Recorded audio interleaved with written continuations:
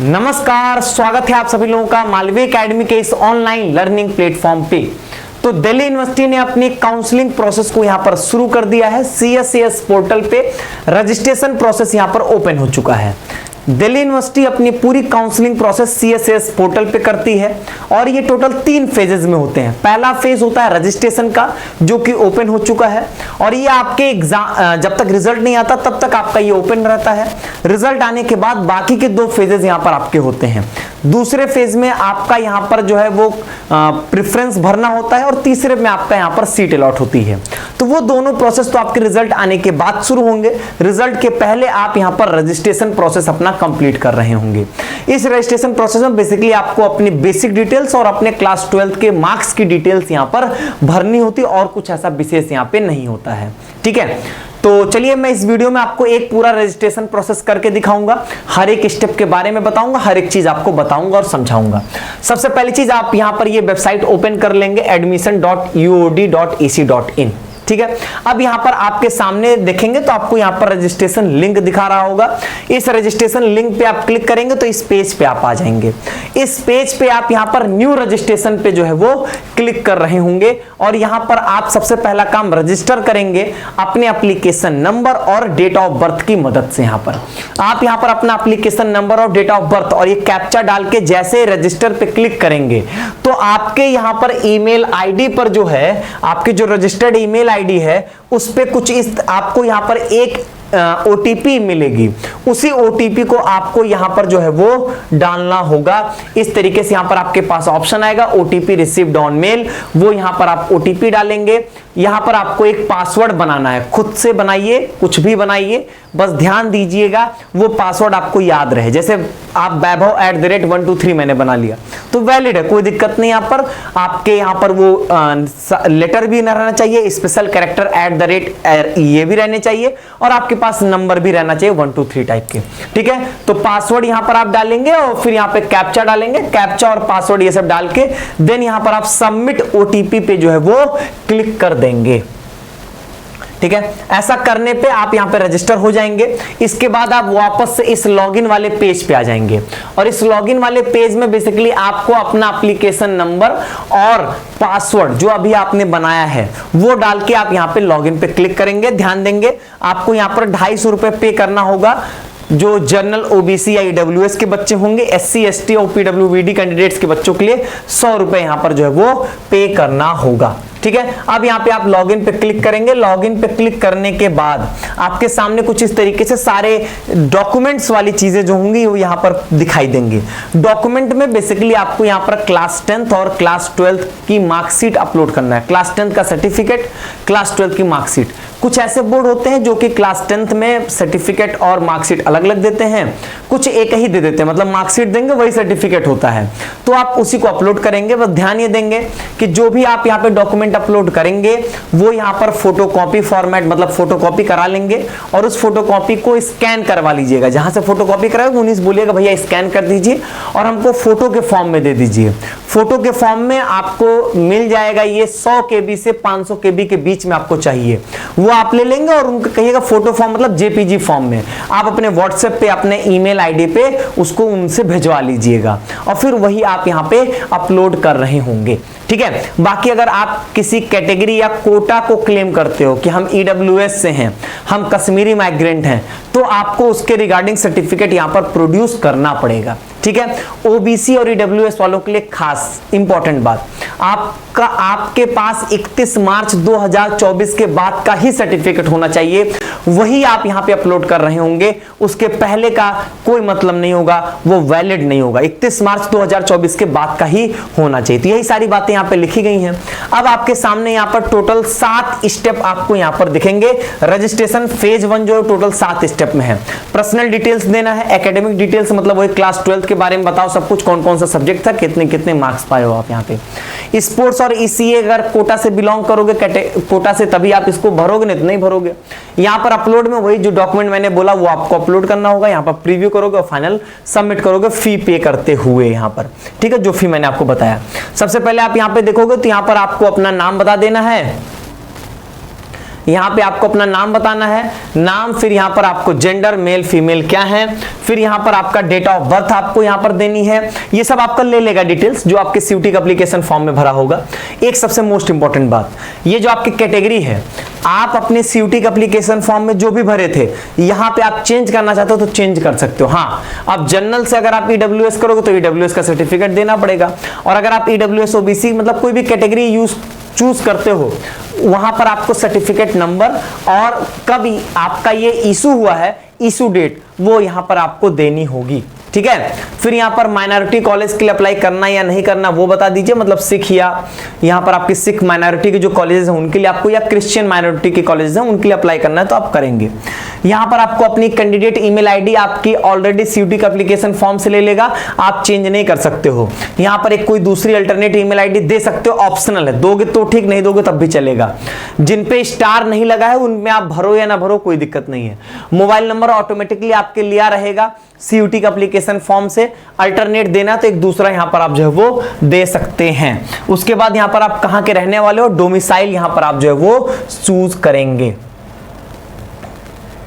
इसके बाद यहां पर आप देखिए आपकी फैमिली डिटेल्स यहां पर आपसे पूछेगा। फैमिली डिटेल्स में आपके basically father's name, mother's name, ये सब आपसे यहां पर पूछ रहा है। और आर्फन मतलब हो गया कि आप अनाथ, मतलब आपके माता पिता हैं नहीं है, वो आपको यहां पर बताना होगा।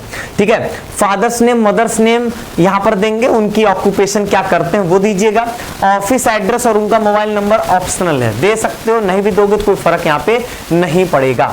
वार्ड कोटा मतलब यहां पर अगर आपके मम्मी या पापा दिल्ली यूनिवर्सिटी में काम करते हैं, डीयू में काम करते हैं, तो यहां पर आपको जो है वो यस या नो बताना है। अदर कोटा या कैटेगरी में आप देख सकते हो इस तरीके से, कश्मीरी माइग्रेंट है नहीं है, पीडब्ल्यूबीडी कैटेगरी से बिलोंग करते हैं नहीं करते हैं, यस या नो में आपको यहां पर ये बता देना है। ठीक है, जैसा भी होगा वैसा आप यहां पर बता दोगे। इसके बाद यहां पर अदर डिटेल्स आएंगी। अदर डिटेल्स में कह रहा है कि आप किसी यूनिवर्सिटी में इनरोल्ड हैं, होंगे तो यस करिएगा, नहीं है तो नो कर दीजिएगा। फिर यहाँ पे कह रहा है कि आप बीएफए के लिए या बीए ऑनर्स म्यूजिक के लिए या फिजिकल एजुकेशन के लिए अप्लाई करेंगे, क्योंकि इन सब के बेसिस पे आपसे वो सर्टिफिकेट्स मांगेंगे और प्लस आपके यहाँ पर फीस में भी चेंजेस आएंगे। फिर यहाँ पर आपको देना होगा एड्रेस।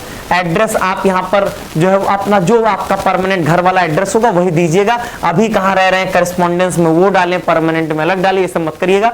एक एड्रेस अपना घर वाला परमानेंट वाला एड्रेस डाल दीजिए, हो जाएगा। फिर यहाँ पर आपको बैंक डिटेल्स देनी है। अगर आप किसी स्टेप पे जाके विड्रॉ करना चाहते हो तो विड्रॉ करोगे तो यहाँ पर आपकी फी रिफंड होगी, तो वही फी रिफंड कहाँ करेगा, तो यहाँ पर अकाउंट का नाम, अकाउंट मतलब आपको जिसका अकाउंट हो उसका नाम, अकाउंट नंबर, IFSC कोड, ये सब देना होगा।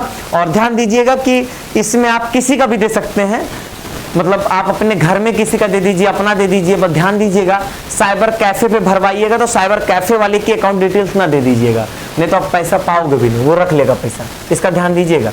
आप अपने घर में किसी का लीजिएगा यहाँ पर। ठीक है, अब यहाँ पर इस तरीके से सारा आपको डिटेल्स जो भरी हुई रहेंगी वो प्रीव्यू कराएगा, सही गलत देख लीजिएगा। अगर आपको कोई चेंजेस करना तो एडिट पे क्लिक कर दीजिएगा, नहीं तो नेक्स्ट पे क्लिक करके आगे बढ़ जाइएगा। अब यहाँ पर आपको अपने क्लास 12 के मार्क्स यहाँ पर अपलोड करने होंगे। ठीक है, सारे सब्जेक्ट्स बताने हैं और यहाँ पर आपको अपने सारे मार्क्स भी यहाँ पे फिल करने हैं, जो कि बहुत मोस्ट इंपॉर्टेंट स्टेप है, क्योंकि आप जानते हो कि डीयू उन्हीं सब्जेक्ट के मार्क्स को वैलिड मानता है। सीयूटी में आपने जो पेपर्स अटेम्प्ट किए हैं उनमें उन्हीं पेपर्स को वैलिड मानेगा जो आपने अपने क्लास 12 के बोर्ड में भी अपीयर हुआ है। जैसे अगर मैंने मान लीजिए कि सीयूटी में हिस्ट्री का पेपर दिया लेकिन मेरे बोर्ड में कहीं हिस्ट्री का सब्जेक्ट नहीं है, तो डीयू के लिए वो हिस्ट्री उनके लिए कोई मतलब का नहीं है, वो उसको डिस्कार्ड कर देंगे। यहाँ पर इधर देखिए, यहाँ पर एग्जामिनेशन डिटेल्स में आपको क्या क्या देना है, यहाँ पर ध्यान देखिए। आपको अपना बोर्ड का नाम बताना है, आप यहाँ आपको रिजल्ट स्टेटस बताना है। रिजल्ट स्टेटस में आपको यहाँ पे बताना है कि आप पास हो चुके हो, मतलब आपका रिजल्ट आ चुका कि नहीं आ चुका है, या रिजल्ट अवेटेड है मतलब आने वाला है, या इंप्रूवमेंट के लिए आपने डाला है। तो उसमें से आप कोई ऑप्शन चूज करोगे। बोर्ड का रोल नंबर, फिर आपने किस ईयर में आप पास होने वाले हो, 24 में पास हो गए या 23 में हो चुके या 22 में हो चुके, वो आपको यहाँ पर बताना है। इसके बाद अगर आपने जैसे ही बताया पास्ड बताते ही आपके सामने यहाँ पर जो है वो इस तरीके से पूरी डिटेल्स ओपन हो जाएगी। आपको यहाँ पर अपना सब्जेक्ट बताना है, आपको यहाँ पर सब्जेक्ट बताइए कौन कौन से सब्जेक्ट आपके मार्कशीट में है, जितने सब्जेक्ट हो सब फिल कर दीजिएगा। फिर यहाँ पर आपने थ्योरी में कितना मार्क्स पाया, मतलब मैक्सिमम मार्क्स कितना है थ्योरी का, थ्योरी और प्रैक्टिकल अलग अलग भरना है।